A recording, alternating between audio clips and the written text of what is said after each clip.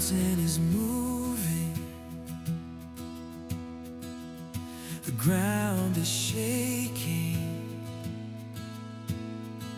when I speak your name. Healing is coming, breakthrough is coming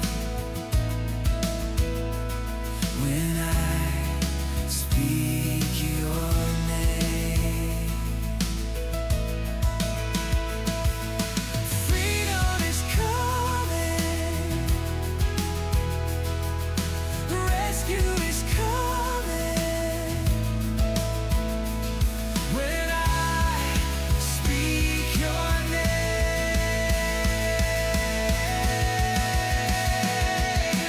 Jesus, Jesus, Jesus, Jesus, the name above all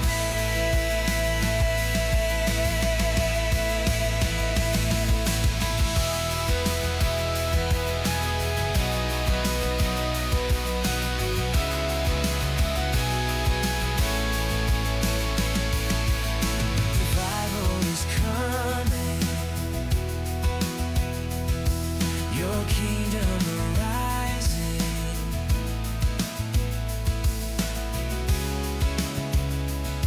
when I speak your name. Tribals awakening, new life arising when I speak your name. Revival is coming, your kingdom arising when I speak in Jesus' name. Jesus, Jesus, Jesus, Jesus, the name above all names. Jesus, Jesus, Jesus, Jesus, the name above all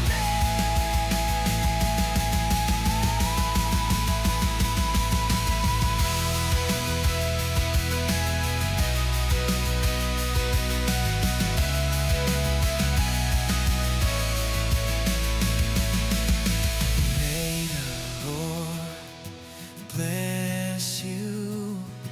May the Lord make his face shine upon you.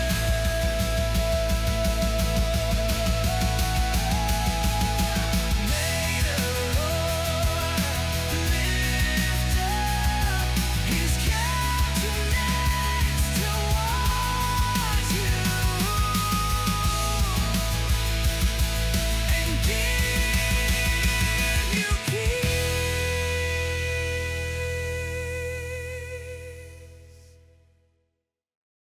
What is worship? Is it a song we sing, a moment we feel, or a ritual we repeat? Or is it something more? Worship is not just a sound. It's Christ forming within us.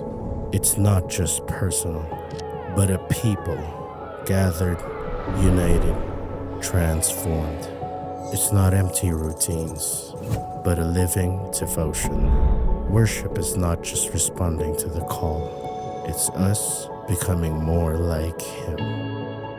Because worship doesn't stop when the music fades. It shapes how we live, how we love, how we witness. When we gather, we don't just shape worship. Worship shapes us.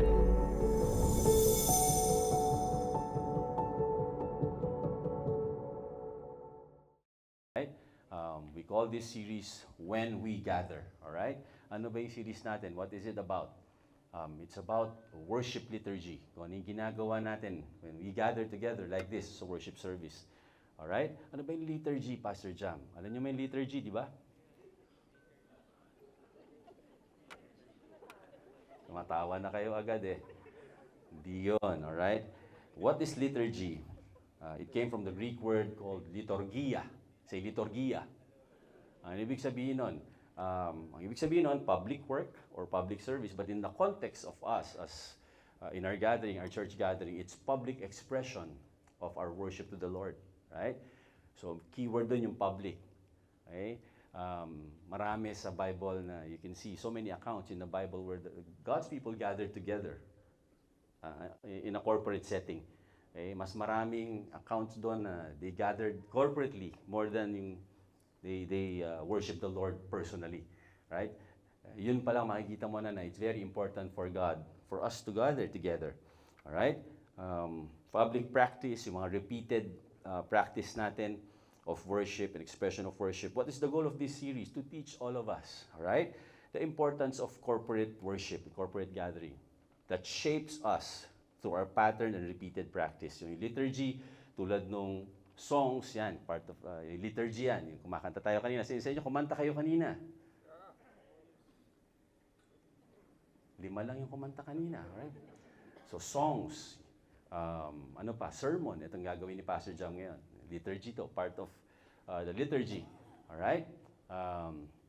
Supplication, we just did that. We prayed. Diba? Nag-pray tayo. Okay? Nag-pray tayo kanina. So, lahat ng ginagawa natin ay hindi siya just part of the program. It's really a biblical practice. Even during the times of the early times, early disciples. All right? Para mas ma-appreciate natin siya lalo. All right? So, next week, pag-uusapan natin yung song. Excited ba kayo? Next week, ang topic natin, song. Ngayon, sacred gathering. Next week, papakantahin ko kayo isa-isa. So, public practice yun. Kailangan nyo kumanta. Joke lang yun. Okay? It is to inspire us, inform us to participate. Say participate. So, kaya siya public expression. Liturgy, it's meant for us to participate, hindi lang maging spectator. Ayan. Kaya public work, public service.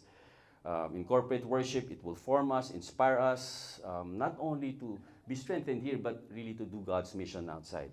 So again, the liturgy forms us. We just don't form the liturgy forms us. Yung power of repetition. Kaya pag inuulit, it really forms us. Sacraments, we also do that. Diba? Pag-uusapan din natin yung communion. Right? So that's liturgy. Say liturgy. Pero bago mag-liturgy, ano muna? Hindi pa rin talaga lulusot. Letter F, okay? Pagkatapos ng liturgy, ano? Letter H, okay? Just like what the song says, di ba? Liturgy, liturgy, liturgy, oh liturgy. Susunod na letra, letter H. Okay. Letter H pala.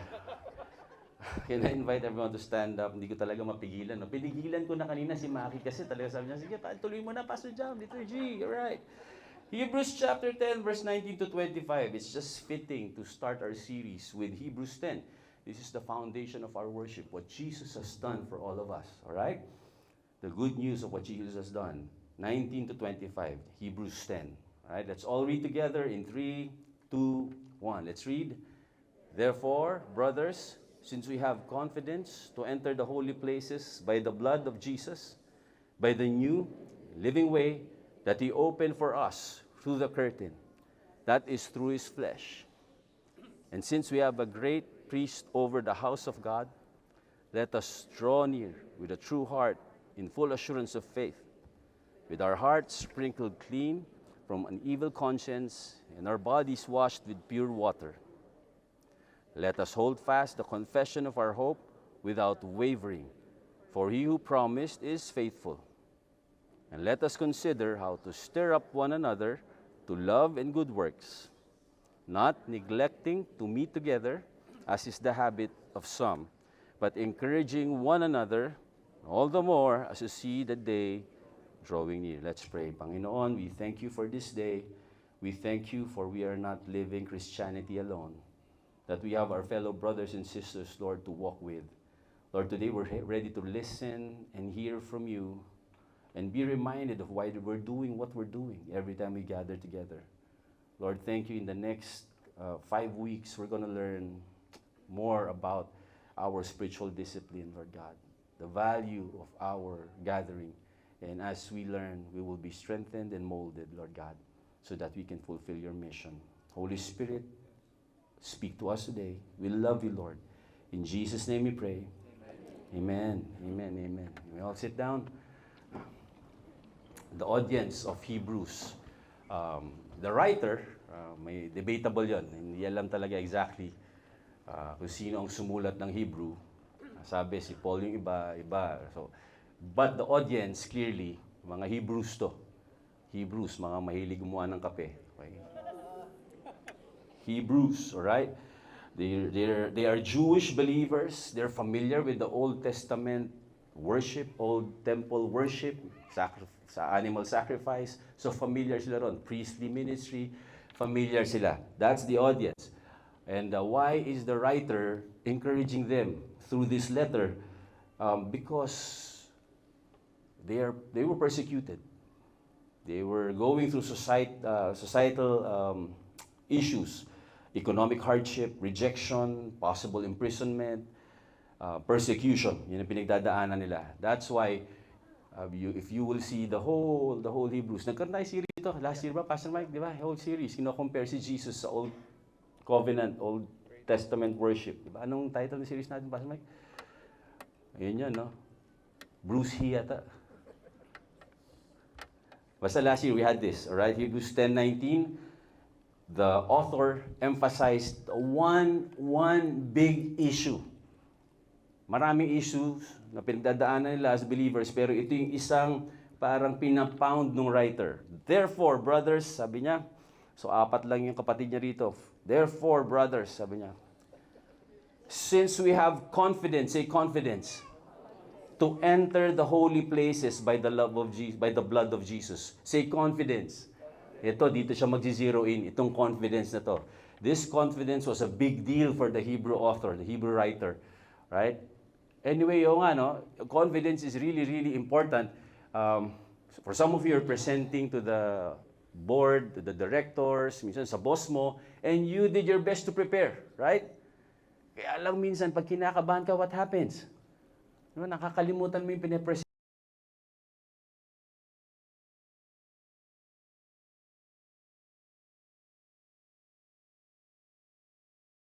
Ulit na may mental block ka na. And as a performer, tagal ko rin po nag-perform, tagal ko rin kumanta. Ilang years pa tayo kumanta kayo. Marami, kami nila Pastor Mike, tagal namin kumanta. No matter how you prepare, pag kinabahan ka na, pipiyok ka, di ba? Wawala ka sa tono, right? Sino sa inyo, kahit di ka kinakabahan, wala ka sa tono. Huwag kang magtataas ng kamay, alright? So, confidence is so important, di ba? Ang unforgettable for me, when we joined Metropop Guy 1998, Metropop Songwriting Festival, because we're not really a group for competitions. Talaga nag-entertain lang kami lagay. Pero sinali kami sa Metropop Songwriting Festival. And believe me, Guy, first chorus nung song na yon, wala, off-key ako. Because of my nervousness and lack of confidence. Kakabahan ka because you're competing with seasoned artists and songwriters and national television yon, GMA 7. Huwag nyo na i-search sa YouTube. Grabe yon, makikita nyo off-key ko doon sa first chorus. We prepared, we practiced, we rehearsed, we did everything we could do. But because of lack of confidence, first time namin, hindi naman kami talaga pang contest eh. And then, that happened, all right? What the believers were going through is similar to this, pero mas matindi pa. Because of the issues they're going through, discouragement, fear, everything. Their confidence is starting to collapse. Their confidence not only on themselves, but more importantly, confidence sila in the Lord. No wonder this is the serpent's strategy during the Garden of Eden. Diba, tinanong ng serpent, do you really believe na talagang you will die if you eat from that tree? Because when the enemy has really attack our confidence and infuse confusion in us, then yun na yun. He can deceive and really put lies in our heads, in our minds. No wonder, yun yung favorite ng enemy, to confuse the believers. Especially when we are going through tough times. Kasi dun pinakamababa ang guards natin when we go through stressful times. Tama? Tama? When we go through tough times, dyan magsusurface lahat ng mga issues natin. Right? And many believers struggle with this, including me. How? For example, when we committed a sin, we made a mistake, committed sin. Ang unang-unang atakin, confidence kagad. Tama? Oh, ayoko na, guilty na ako. Hindi mo naman sinasabi. Pero you feel it, right? And the problem with sin is it's very, very, very tricky. Wicked talaga ang sin, mga kapatid. After doing a sinful act, and then parang feeling mo, wow, parang walang effect. Okay lang naman pala. Wala naman nakahuli. Okay naman. Parang okay lang naman pala. Because the effect is sometimes not obvious or not right away. Until you do it again, and you do it again, and then unti-unti, parang may guilt ka na, may condemnation ka na. It may not be seen outside, but the problem with sin is that inside it's slowly destroying us. That's why the author is trying to emphasize their confidence in the Lord. Ano pa? Pride, discouragement, grief, failure. I did my best, but my best wasn't good enough. So here I am back where I were before. Seems nothing ever changes. We're back to being strangers. Wondering if we ought to say or head on out the because just can we what we been doing wrong, right? No matter what we do, we will make mistakes. Nobody's perfect. And when we make mistakes, anong unang attack ng enemy? Wala ka ng confidence. Ka nang lumapit sa Lord mo, mahiya ka naman. Right? Nandun yung attack niya. Boom. Familiar. Some questions we ask when we lose confidence are these ones. Am I truly accepted by God? Can I really approach Him after my failures? Will God keep His promises? Can I continue faithfully when life becomes difficult? Sino sa inyo natanong nyo na to? Right? When we go through tough times, these are the questions sometimes we ask, consciously or unconsciously. That's why the author points them back to the finished work of Christ. Babalik kayo doon, balik tayo doon. Hebrews 10:19, 20, 19 to 20. The real source of confidence. Sabi niya, therefore, brothers, since we have confidence to enter the holy places by the blood of Jesus, not by your performance, by the new and living way that He opened for us through the curtain, that is through His. Our confidence comes from the blood of Jesus and His flesh. What He did for us on the cross. And for them, they understood it. Madali lang maintindihan because they went through it. They experienced how to worship in the old way, by the old way, or in a form of old covenant, old temple worship. Alam na alam nila yun because na-differentiate nila. Before, we used to do this. We used to offer animals, sacrifices. But now, through Jesus, we don't need to do it anymore. So sila alam na alam nila yung atonement, flesh and blood. The blood is necessary for forgiveness. The flesh is necessary, like the curtain, to be able to come to God and be righteous in the eyes of God through Jesus. Kasi yung curtain na nagse-separate sa kanila, kaya hindi makalapit. Kung hindi ka high priest, you cannot experience the presence of God. You cannot have forgiveness apart from the blood. So sa kanila, wow, oo nga pala. And hindi lang yun, the blood, the new and living way, meaning the blood of the animals that the priests were offering during that time, napapanis yun. Okay? But the blood that Jesus offered is always new, it's always fresh, it's always living. It's like it happened today. Ganun yun, every time we come to God, yung klaseng forgiveness na available for us, hindi napapanis. Sabi mo, hindi napapanis. Unlike the animal blood. That's what the what the author is emphasizing, no more separation from God in you because of the flesh of Jesus Christ that's been torn. That's the representation of the veil that's been torn. The body of Christ, wounded and torn for all of us. No more separation. Say, no more separation. Hebrews 10:21, he continued. When we were studying this ni Pastor Mike, nila Pao and Dean, ang galing because from being the sacrifice, right away, being the priest, yung dalawang kailangan when you come to God, the blood, the flesh of the animal sacrifice, and the priest who will offer it because not everyone can come to God during that time. It's only the high priest. Unang-una, Levite ka dapat, tribe of Levi ka. And then dapat high priest ka. Not all priests can enter the Holy of Holies. Do you appreciate now that we can just go to God? With reverence, of course. We can just come to Him. All of us, because of what Jesus has done, can come to Him. May priestly anointing na tayong lahat because of Jesus Christ. We can come to Him. Since we have a great high priest over the house of God, not only confidence through what Jesus has done, but confidence through our high priest, Jesus, who lives forever. Yung high priest, I could just imagine offering it with fear and trembling, lack of confidence siguro, because alam nyo ba na konting sukat lang, magkamali siya, he can die right away. So just imagine if you're the high priest and you're offering the blood for the people, parang, oh. Pero si Jesus iba, confident niyang in-offer yun. Why? Because the old high priest, he fears death. But Jesus, he gives life when he was offering it. He died, yes, but he lives. After 3 days, he lived again, and now he's still living. That's the kind of high priest we have. So binibuild ng author yung confidence nila. Hey, while you're going through this, habang nahihirapan ka financially, nahihirapan ka economically, nahihirapan ka when it comes to your relationship with God, your life is in danger, pwede kang makulong, ito yung sinasabi niya. Your confidence comes from the Lord, what He has done for us. Minsan, the problem is, it's too far away from us. That's why sometimes, mahirap maintindihan sila, they understand it clearly. So for us to understand it today, I want to help you. My poor attempt for us to understand this. Alright? Hindi ito at par dun sa talagang ginawa ni Jesus. Pero at least, we can have lang an idea of what the author is talking about. For example, you are not a manahan. Hindi ka pwede manahan sa piling ng Panginoon, di ba?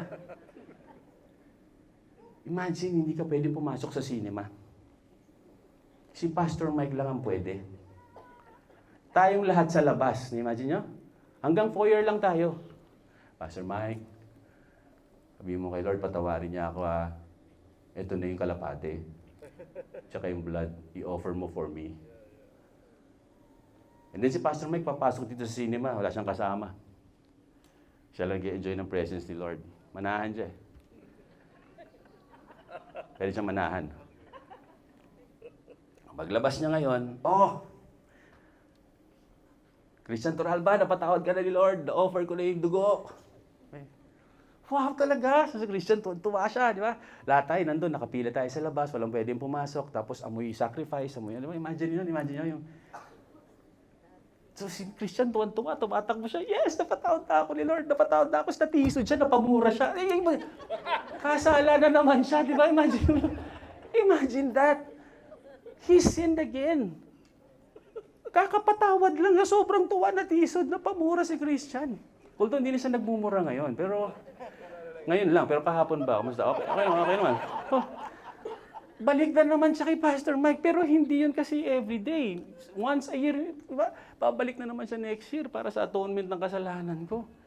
Imagine, gusto niyo ba nung ganon? Yung yearly lang yung kapatawaran? No, di ba? That's why the author is saying, this is what Jesus has done for you. Your confidence comes from this. Now, anywhere and anytime you can approach God. You don't need Pastor Jam to give you forgiveness and Pastor Mike. You can go straight to God and ask for forgiveness. You don't need people to mediate for you. Jesus is already our mediator. You can come to God directly. Because of what Christ has done, believers can live with confidence. We can now live with confidence. Hebrews 10:19-25 presents three expressions of Christian confidence. This is my long introduction for my short preaching. Three expressions of Christian confidence. Number one, assurance of faith. Product ng confidence, we're assured of our faith, verse 22. Number two, unwavering hope, verse 23. And consistent fellowship with believers, verse 24-25. Now let's dive in. Let's talk about number one. Christ's confidence produces assurance of faith. Hebrews 10:22, let us draw near. Sinabi niya na, therefore we have confidence by the blood and the flesh and the high priest Jesus Christ. Now let us draw near with a true heart in full assurance of faith. Say, assurance of faith. Why do you think the author is encouraging mo, inviting them to draw near? Why do you think he's doing that? You know why? Say why? Malalim na reason to. Because they're not drawing near anymore.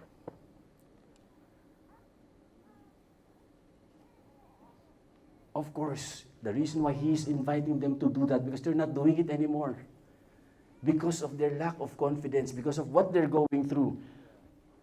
With our hearts sprinkled, you can now draw near. You can draw near. Tuloy-tuloy ka lang mag-draw near because our hearts are sprinkled clean from an evil conscience.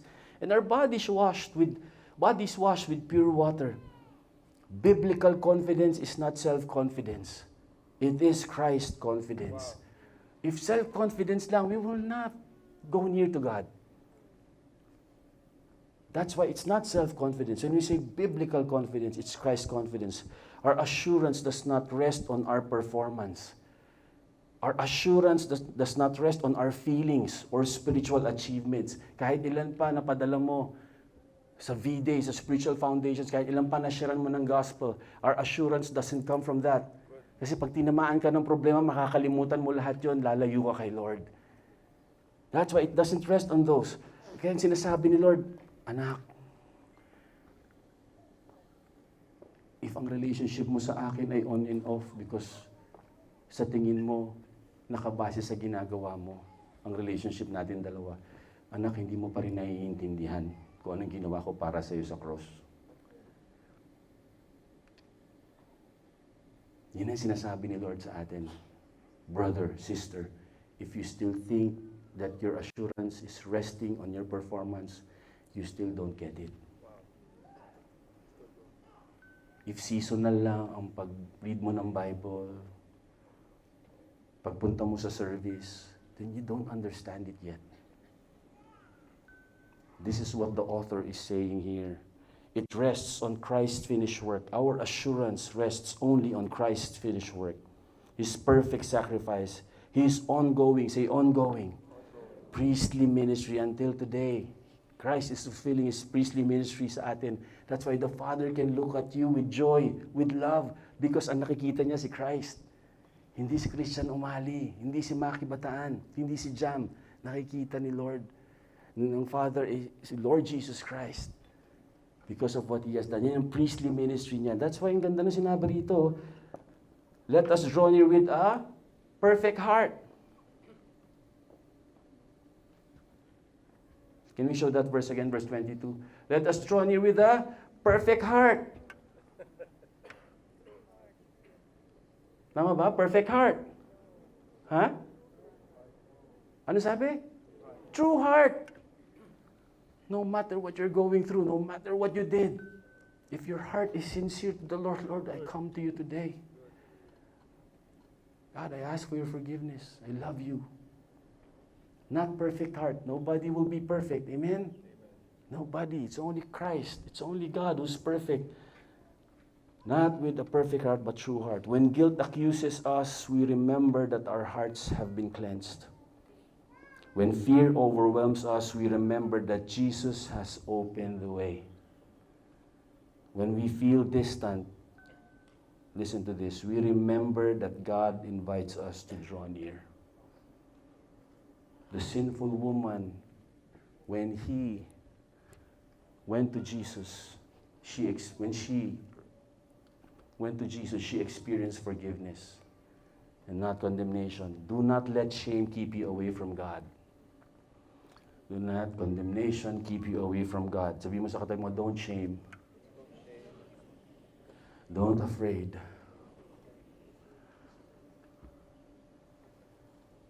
Run to Him. Do not run from Him. 100%, believe me. The last time I checked, 100%, I saw people who ran to God when they made a mistake and they were restored. The last time I checked, 100% then, those who ran away from God, it was destructive. That's why the author is inviting us, let us draw near to God. Run to Him. The same Savior who saved you welcomes you into His presence today. No matter what your issues may be. Pumunta ka dito nang medyo parang hindi ka sure dahil feeling mo, hindi ka na mahal ni Lord. That's not true. The same Savior who saved you welcomes you into His presence today. Next is Christ's confidence produces unwavering hope. Verse 23, let us hold fast the confession of our hope without wavering. Why do you think He is inviting them to hold fast without wavering? Why do you think? Malalim ulit to. Because their hope is starting to waver. Hindi niya sasabihin ito kung unwavering pa rin yung hope nila. Meaning, this is the issue. Let us hold fast again. Huwag kayong bumitaw. For He who promised is faithful. The foundation of Christian faith is not man's circumstance, but God's character. It's God's character. Yun ang foundation ng ating faith. Biblical hope is confident expectation based on the promises of God. There will be times as believers, our prayers will be unanswered. Tama ba? Tama ba? There are times that our faith will be tested, right? There are times that our trials seem like endless. Parang di natatapos.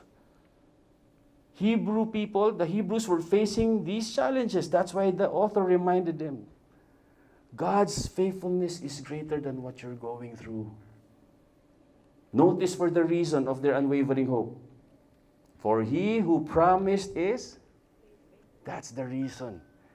The reason why we can have that unbreakable hope, unwavering hope.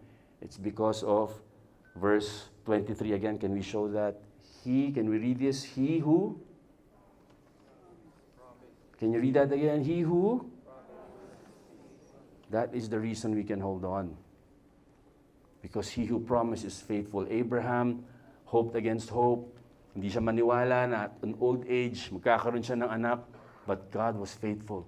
Si Joseph, years of suffering, na-imprison siya, dami niyang pinagdaanan, but God was faithful. Si Jesus, when He went to the cross, He went through suffering, the Father was faithful. Believe me, He remains faithful today. God remains faithful today sa ating lahat. Hold on to God when emotions fluctuate. Nagpa-fluctuate ang emotion natin. Today, ang sarap ng pakiramdam mo. Today, grabe, kaya mong harapin kahit ano. Tomorrow, paggising mo, mali ang gising mo lang. O naka-receive ka ng news sa work mo, parang, asan yung kahapon nararamdaman ko, on fire ako kay God. But ngayon, wala na. But ngayon, I don't feel like worshiping Him. Our emotions fluctuate, right? Hold on to God. Hold on to Him, His character. The promises of God are anchored in His unchanging character. When your confidence weakens, remember, God has never failed to keep His word. He has never failed to keep His word. Not one time, God failed to keep His word. Christ's confidence produces consistent fellowship with believers. So kanina, Christ's confidence produces assurance of faith. And then Christ's confidence, our confidence from Christ, produces unwavering hope. And this is one of the things the author emphasized. Christ's confidence produces consistent fellowship with believers. Kasi maraming klaseng fellowship eh. But not every fellowship can help you grow in the Lord. Tama ba? Ang fellowship mo with high school classmates mo na inaaya kang uminom. Fellowship mo with your college classmates na inaaya ka sa Pegasus.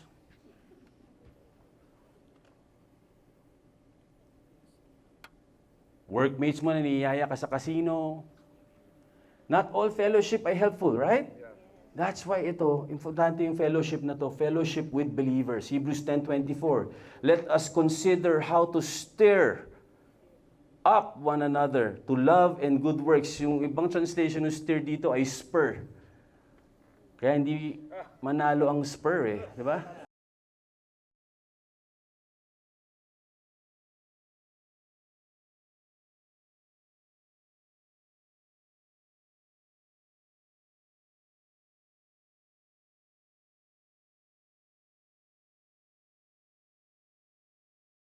Hinete, ginagamit yun. Pinangsisipa sa kabayo pag medyo bagal-bagal na yung kabayo. Gagamit, ano may tawag doon? Pass mo. Yutlayo. Basta ginagamit yung panggising doon sa kabayo. Ops, mabagal ka. Go. Yun yung ginamit na term ni Apostle Paul. Let's spur one another. Talagang spiritual tadyak. Boom. Nalamig ka kay Lord. Boom.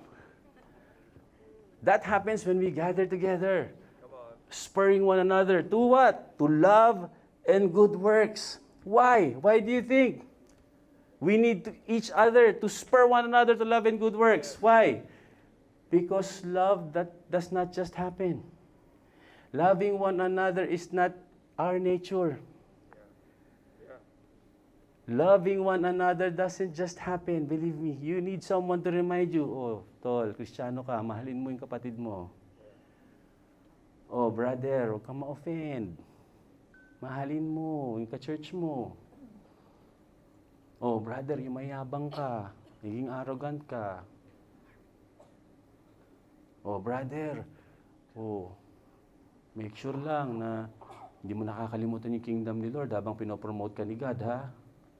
Loving one another, spurring one another to do good works. Because it doesn't happen automatically. Imagine kung mag-isa ka lang na Kristiyano, sino magsuspur sa'yo to love? Kaya pala yung mga Kristiyanong masungit, no? Yung mga Kristiyano na parang hindi Kristiyano. Because walang nagsuspur sa kanya, walang, Leo! Yung sinasabi niya rito eh. And ang ganda ng progression. He talked about faith, he talked about hope, and then he talked about love. Yung faith, you can practice it on your own. Right? You can exercise faith alone. We can exercise hope alone. I cannot be hopeful for Jason. He needs to be hopeful ng sarili niyang ano kay Lord. Pero love, you cannot exercise love alone.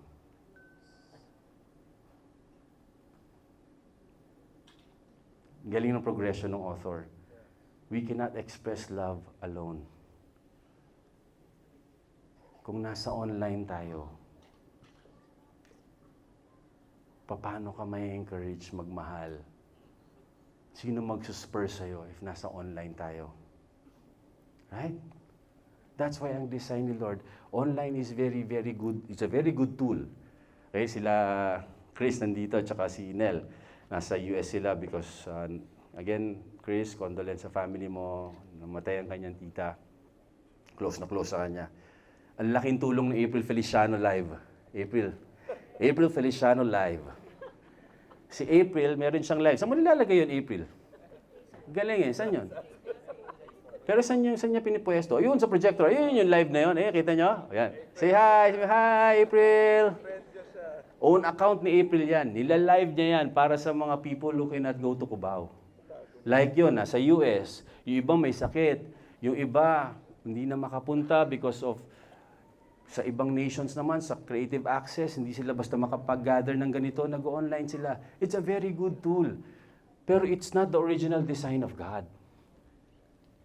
The original design of God is this. We gather together. We spur one another. Because we cannot express love. Imagine mo kung nasa bahay ka, kuha ka ng salamin para ma-express yung love mo. Jam, mahal kita ha. Pwede ba yun? Di ba? Jam, pag-pray kita. Jam, encourage kita ngayon.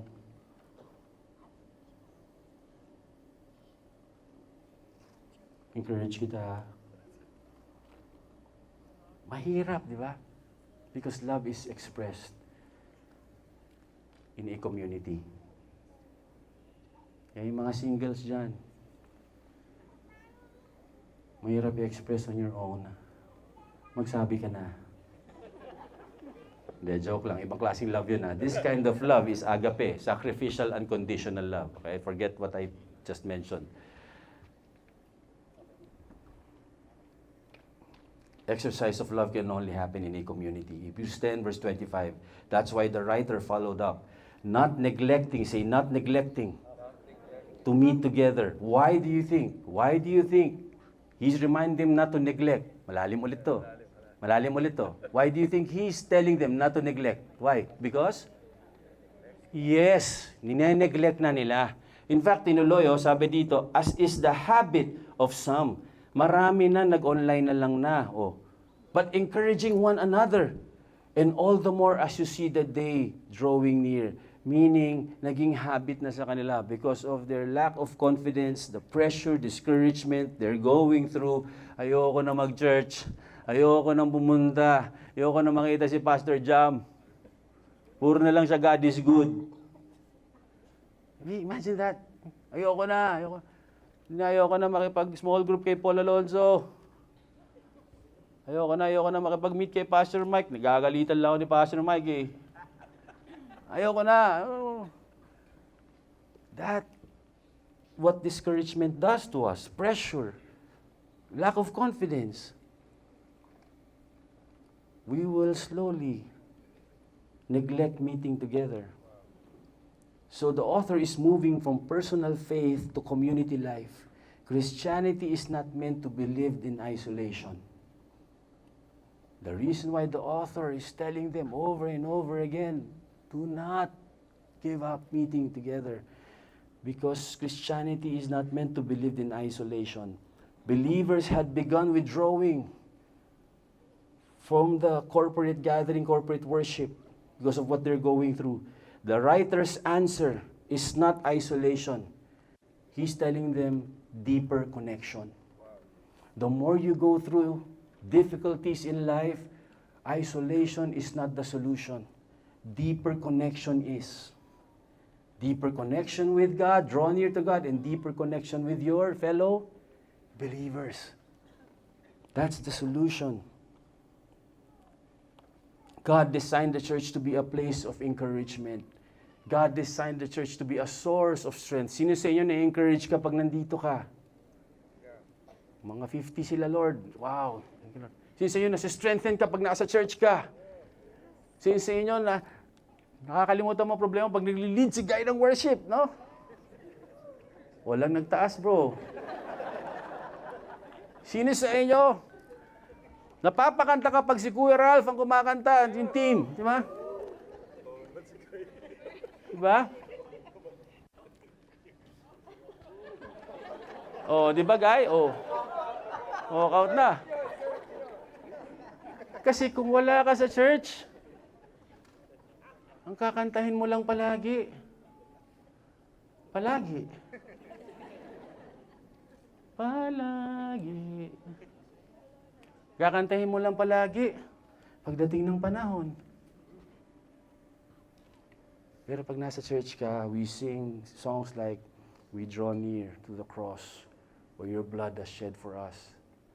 We sing the gospel, we sing the good news. We're gonna talk about that next week. Right? We are strengthened. Confidence grows in community. A lone believer becomes vulnerable to discouragement, deception, and spiritual weariness. I'll repeat it. A lone believer becomes vulnerable to discouragement, deception, and spiritual weariness. But believers who worship, who pray, who serve, and encourage one another are strengthened in the faith. When we pray together and worship together, we are strengthened in the faith. 2 John 1:12, as I land this, ganda no sinabi ni John dito sa letter niya. Though I have much to write to you, sabi niya, I would rather not use paper and ink. For them, during that time, yun yung technology. Paper and ink. So with the available technology, ayokong gamitin ito.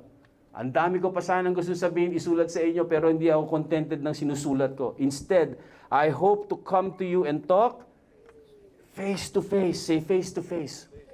So that our joy may be complete. Nung pandemic, ang hirap, Pastor Mike, no? Lahat tayo nasa Zoom lang. Nakalimutan ko na may paa pala yung tao, di ba? Kita mo lang yung mukha at saka yung dito lang eh. Kaya nung nagsimula nang nag-open up na, lumuwag na, uy, may paa pala si Christian. Uy, ano yan? Mga pala, may paa nga pala itong mga to because you used to, for 2 years, Zoom lang. And sino sa inyo talaga nahirapan kayo? Because God didn't design us to be separate from each other. Temporary lang yun because of what happened.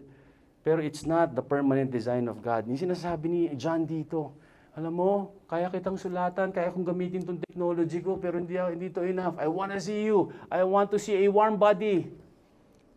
I want to see you face to face and hear your stories face to face. Yung luha mo, makikita ko mismo sa pinagdadaanan mo, yung joy mo, mararamdaman ko dahil sa saya mo kay Lord. Diba? So that our joy may be complete. Make fellowship a priority, not an option. That's what the author is saying. We gather not just to fill a cinema, but we gather with a purpose. Alam niyo ba na magkaka-second service tayo soon? Yes. Alam niyo ba na hindi lang second service ang mangyayari dito because God's gonna grow our church, His church. Okay, makakapag-plant ang Victory Cubao ng ibang churches. This is going to be a sending church. Naniwala ba kayo doon? Because our purpose is not just to fill this cinema. We have a purpose why we gather together. Yun yung pag-uusapan natin in the next weeks. Every sacred gathering is an opportunity. Ito yung purpose. To receive encouragement and to give encouragement. Opportunity to strengthen one another and to be strengthened. That's the value of our gathering. To remind one another that whatever you're going through, kapatid, that's just temporary. Christ will come again. Lahat ng pinagdadaanan mo ngayon, temporary lang yan. That's the purpose of our gathering. But not only that, there's another purpose. We gather to be equipped and be sent. That's the beauty of our gathering. Hindi lang tayo gathering for ourselves. We're gathering to be sent, to be equipped. Nangyari yun sa Acts 13 verse 2 to 3. Sila Paul, they were gathering with Barnabas, other believers, while they were worshiping, say worshiping, the Lord and fasting, the Holy Spirit said, Set apart for me Barnabas and Saul for the work to which I have called them. Nagsalita yung Holy Spirit. They heard the Holy Spirit. Then after fasting and praying, they laid their hands on them and sent them off in a worship gathering, in a corporate gathering. Every time we gather, it is always centered on worship. Whatever we do, it's always centered on worship. That's what Acts 13 said. Everything we do, it's always centered on worship. It's not centered on people, on the pastor, or the leaders, or what we do. It's always centered on the Lord. And every time we gather together, we create that space to hear from the Lord. We don't just do this as a routine and schedule lang. We create spaces to hear the Lord. And for some of you, di ba, kumakanta ka pa lang, narinig mo na si Lord. I know you have experiences like that. May mga kilala ko na first time pumunta rito, hindi pa nagpipreach yung pastor, singing pa lang, in-accept niya na si Jesus as his Lord and Savior. Because we create spaces like that to hear from the Lord. Yun nangyari, the Holy Spirit spoke. Hindi lang yun. Every time we gather, God confirms His call for people. Right? Ayun, no? Kinonfirm niya kay Paul. Di ba, Paul? Kinonfirm niya sa'yo? Ay, ibang Paul pala to. Si Paul at si Barnabas pala to. Sabi, set apart from me, Paul and Barnabas. Set apart. The call of God for Paul and Barnabas na confirm. Every time we gather together, are you ready? Are you ready? Na even as we gather together, may pinagpipray ka kay Lord, Lord, what will I do? I have 2 decisions to make. Gusto ko, Lord, ano bang gusto mo for me? And then when we gather together, when somebody prayed for you, di ba? All of a sudden, God confirms His call for you. And lastly, we are sent. We're commissioned. Katulad nangyari sa kanya, hindi lang kinol, kinommission siya. They sent them off. The goal of our gathering like this is not only what happens inside the worship service. The goal is what happens after this when we go out. We are equipped here. The worship service is not the destination. This is just a preparation as we go out after this. We are equipped as we are sent back to our homes, to our work, to our school, to our relatives. That's the reason why we gather. We are being equipped because we are going to be sent out after gathering together. Consider this gathering like a fireplace. Alam niyo yung fireplace, di ba? Pag ang isang taong nilalamig, pumupunta siya sa fireplace. I want you to picture that. This is a fireplace, spiritual fireplace for all of us. Pag nanlalamig ka sa faith mo, nanlalamig ka sa tiwala mo sa Panginoon, when you go to this worship service and gathering, when you go out, you're strengthened, right? You're encouraged. That's the value of what we're doing. We equip one another. If you want to be on fire for the Lord, dumikit ka sa on fire for the Lord. If you want to be passionate for the Lord, sumama ka sa mga passionate for the Lord. When we gather together, we are like in that fireplace, and as we are sent, we get that torch and share that light to others and fire to others. After being in that fireplace, that's the picture. When we are sent, we share the fire that we have, the light that we have through Christ, the encouragement, the joy. And what's our call to action as we end this? As we face the challenges of life, may we live boldly in the confidence that Christ has given us.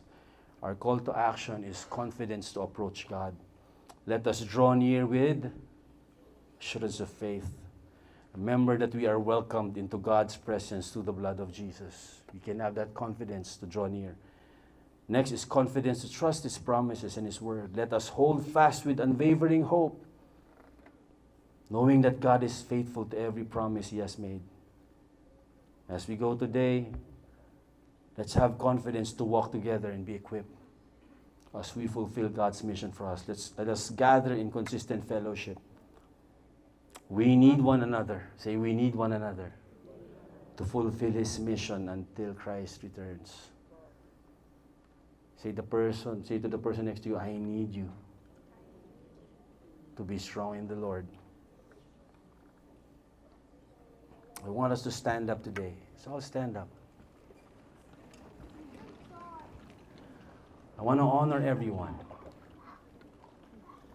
I know that for some of you, hindi ganun kadali pumunta rito. For some of you, wala kayong financially challenged kayo. For some of you, physically challenged kayo.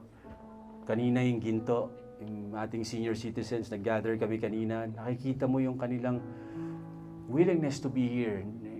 Marami silang nararamdaman sa mga katawan nila, pero I want to honor the senior citizens who always go here because they know the value of going here. Not only them, but all of you, palakpakan niyo yung mga sarili niyo. I want to honor all of you. I want to honor all of you. Because you won't be here kung kami lang ni Pastor Mike, kung dahil sa amin lang. You are here because you experience God here. You are here because you're strengthened here. You are here because you're encouraged here. You will not be here if you are not strengthened in this church. I want to commend you for continuously fighting the good fight of faith. I want to commend you for really carrying your cross every day, saying, God, I'm going through a lot, but I'm going with my fellow believers because I want to be strengthened. Lord, no excuses. I did this week, but no excuses. I'm going to run to you. I'm going to draw near to you. Mas mapapabuti ako pag kasama kita. Amen? And for some of you, you're going through a tough time. You need to be strengthened. If you're that person, just raise your hand. Lord, I want to be strengthened by you. If you want to be strengthened today, may pinagdadaanan ka. Okay. Alright, Victory Cubao, look around. Observe kung meron kang nasa tabi mo nagtataas ng kamay. The Bible says we stir up one another. We pray for one another. We encourage one another. If you are seated next to a person raising his hand, Pastor Jam doesn't need to pray for them. You pray for them, all right? Because you're a fellow believer. If you're next to this person, leaders, ushers, can we go? Or if you are beside this person, boldly, just go to that person and pag-pray mo lang siya, all right? Spend time. Let's spend this time praying for these people raising their hands, all right? Sige lang, kahit cinema tayo, let's just go up and pray for them. Pray for a prayer of strength and faith. Mamaya na, Bert. Mamaya na. Mamaya na lang. Mamaya na ba? Mamaya na. Okay. Mamaya na.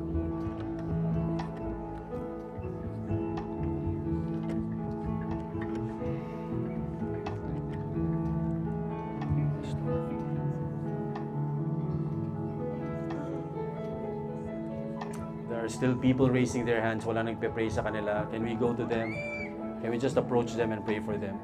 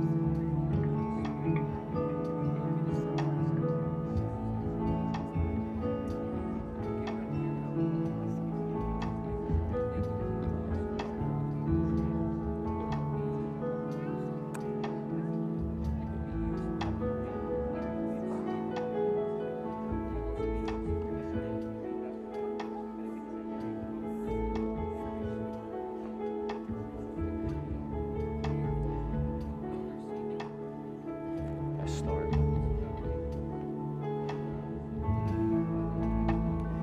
Yes, God. Yes,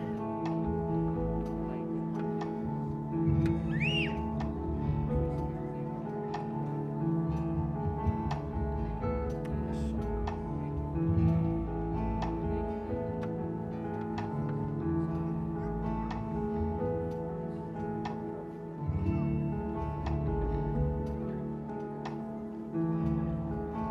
Amen, amen. Wow. This is the beauty of being in a church. Man, palakpakan natin ang Panginoon. Let this be a habit for us as believers, right? Not only during a series like this, but let this be a habit for Victory Cubao.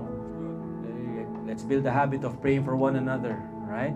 Let's build the habit of asking someone, do you need prayer? How can I help you? How can I pray for you? Amen? We want this to be a praying church. We want this to be a people really valuing the gathering of believers. Let's just bow our heads and pray. Heavenly Father, we thank you for your word, for the encouragement we have received.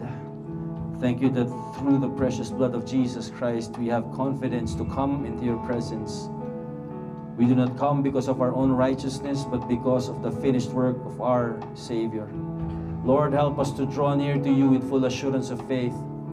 When doubts arise, remind us of your grace.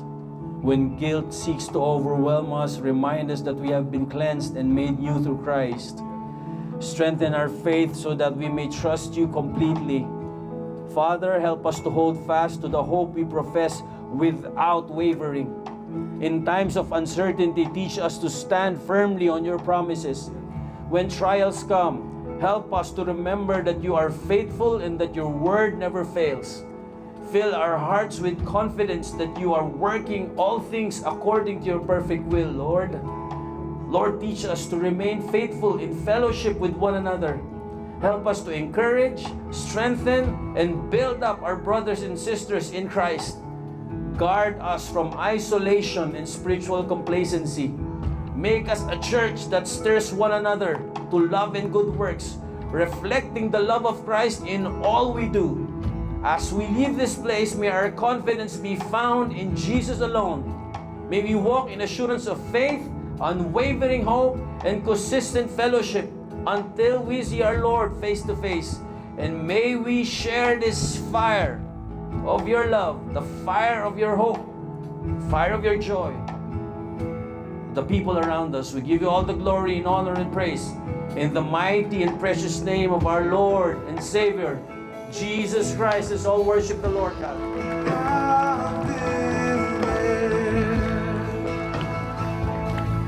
This is your church, God build it.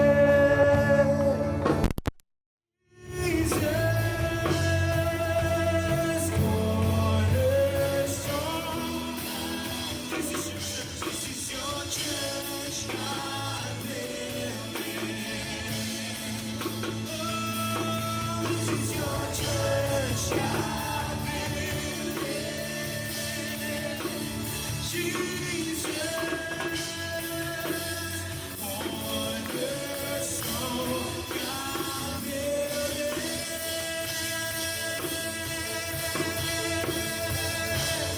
We stand secure. We stand secure upon the rock of Jesus Christ. Our firm foundation that can never be denied. This is church, no power of hell can overcome. Our God is on our side. We stand secure, we stand. We stand secure upon the rock of Jesus Christ. Our firm foundation that can never be denied. Against this church, no power of hell can overcome. Our God is on our side. Yes, He is always on our side. Voices sing, this is your church. Come on.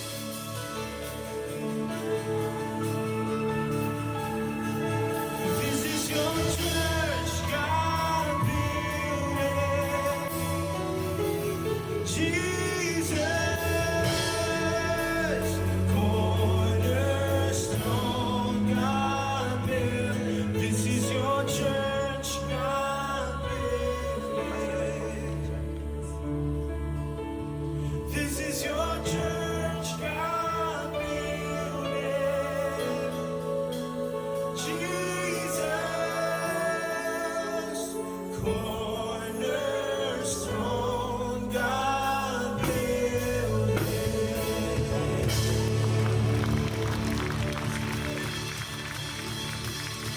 Praise God. Pastor Cham, thank you for opening our series this morning. I hope that all of us would really treasure our time together as we gather. Obviously, the church is more than just a gathering. Obviously, there's small groups that happens after. Obviously, there's other things that we do as a church community out there into the world. But this gathering is sacred. This gathering is formative. And I pray that all of us, when we come here together, we will always feel that importance, make the most out of this, understanding that every moment in here is a moment of formation. It's a moment where we are molded, shaped by God's Word, and empowered and encouraged by community. Amen? Do you appreciate your local church, Victory Cubao? But I also want to, I mentioned this is your local church, Victory Cubao. Victory is part of Every Nation, Victory Philippines. And then Victory Philippines is a part of Every Nation. That's our global movement. But even in our global movement, we're just one part of the whole body of Christ. There are other churches, all right, that we are a part of. One of those churches, one of the leaders of those churches, not an Every Nation church, and yet part of the body of Christ. He's here with us. Pastor Noel Gill from Pakistan is over here, from Mary White Church in Pakistan. It's not an Every Nation church. However, They are a part of the universal body of Christ. They are our brothers and sisters in the Lord. Asukwel, welcome to the Philippines and welcome to Victory Cubao. Thank you for worshiping and gathering with us here to worship the Lord Jesus. Give the Lord praise for that. So as we are sent to receive the blessing of the Lord, God, thank you for your word. As we have been formed, equipped right here in worship and in hearing your word, we're ready to be sent out there to be a blessing, to be true to our purpose. And so as we go, we leave with your blessing from your word. The Lord bless you and keep you. The Lord make his face shine upon you and be gracious to you. And the Lord lift up his countenance upon you and give you peace as you go, as you are sent to be a blessing to the world. In the name of the Father, the Son, and the Holy Spirit, amen and amen. You are sent. Be a blessing. If you still need more prayer, kung kailangan nyo pa ng prayer, our prayer team is over there on the right.